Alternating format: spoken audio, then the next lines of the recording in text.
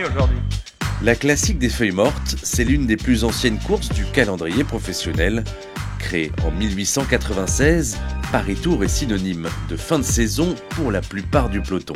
Paris-Tours, c'est une des dernières courses de la saison et une des plus belles, puisque c'est une course assez particulière avec des chemins de gravel. Pour moi, c'est vraiment une des top courses. C'est un peu à l'image des classiques en début de saison. On attend ça avec impatience et on est content de finir sur cette course-là. C'est l'une de mes courses préférées, on va dire. C'est une course avec des chemins, il n'y en a pas beaucoup dans l'année. Avec ses 211 km cette année, Paris-Tours s'achève souvent au sprint en petit comité. Tout l'enjeu est de terminer parmi le petit groupe qui se jouera la victoire.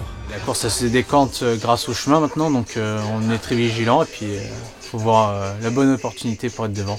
Le but c'est d'être à l'avant sur chaque secteur et ressortir au mieux pour éviter les cassures, éviter de trop prendre de relance et c'est ça l'objectif. Et oui, les 9 chemins de vigne en fin de parcours font de Paris-Tours une course d'usure. Les adeptes de gravel ou de cyclocross ont donc un avantage certain.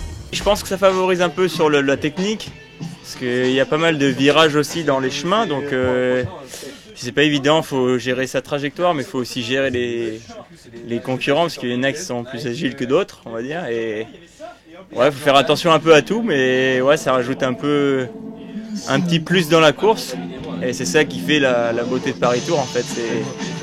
C'est les chemins et c'est une course atypique, on va dire. C'est vrai qu'avant les chemins, faut pas oublier qu'on a toute une partie en ligne avec beaucoup de portions exposées au vent. Et comme aujourd'hui, on aura du vent, pas forcément de grosses ravales, mais on aura déjà du vent qui va sensiblement énerver un petit peu le peloton. Donc il faut déjà arriver dans la bonne bordure entre guillemets avant les chemins. Anthony Turgis est lui aussi très à l'aise sur ce type de chemin pierreux. 16e en 2021, 13e en 2023 et top 10 l'an passé. Il est en constante progression sur cette épreuve. C'est vrai que je me rapproche de plus en plus de devant. Après, j'espère toujours être au mieux sur cette course-là. Il y a des années où j'étais plus fatigué. Là, en ce moment, ça va bien. Donc, j'espère faire un bon résultat aujourd'hui. Joris Delbove, récent vainqueur du Tour de Langkawi, est l'homme en forme du moment. Paris-Tours pourrait bien le confirmer. Ça m'a montré que je pouvais remporter les grandes courses, donc voilà, j'arrive ici en forme, j'espère pouvoir faire un grand résultat pour ma part, et après voilà, pour l'équipe, on va donner le maximum pour aller chercher la victoire.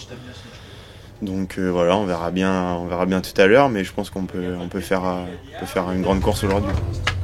Voilà, là c'est aéro. Merci mon frère. C'est ça, on s'entraîne pas que en course, c'est aussi dès le départ dans le bus. Donc Florian c'est un jeune frérot, donc c'est bien qu'il puisse m'aider par tous les temps. Et là on brief quand après le...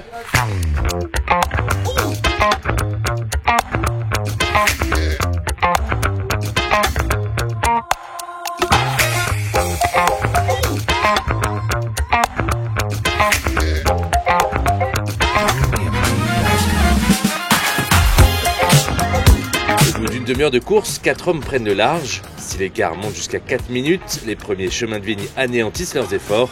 Puis à 35 km de l'arrivée, ils sont 2 à prendre un avantage d'une trentaine de secondes, poursuivis par un groupe de 5 hommes. Le peloton n'est plus composé que d'une quarantaine de coureurs, mais ils ne reverront pas les hommes de tête. C'est Matteo Trentin qui s'impose à Tours.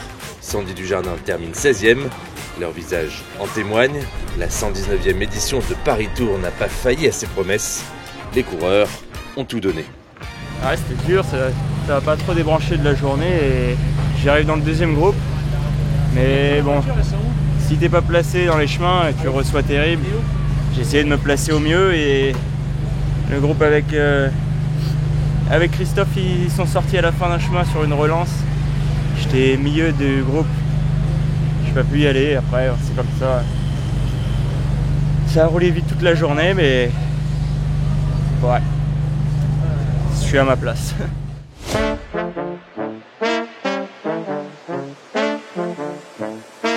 Il reste une dernière course au Team Total Energy avant de ranger ses vélos. 6 étapes sur le Tour de Hollande. Puis la saison s'achèvera pour de bon dimanche prochain avec le Chrono des Nations. Et pour ceux qui vont avoir du mal à patienter sans course jusqu'au mois de janvier, Vous pouvez toujours parcourir la chaîne YouTube du team Total Energy avec plus de 500 vidéos en immersion. De quoi revivre un paquet d'émotions.